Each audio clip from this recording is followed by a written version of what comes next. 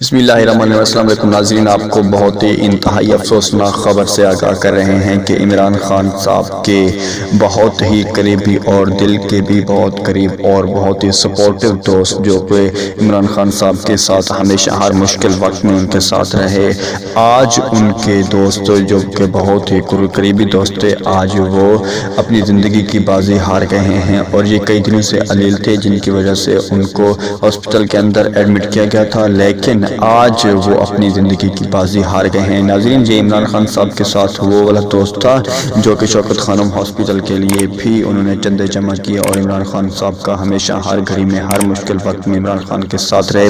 یہ نہ صرف ان کے ساتھ تھے بلکہ ان کو ہمیشہ اپنے بھائیوں کی طرح سمجھا اور انہوں نے ہمیشہ عمران خان صاحب کی مدد کی۔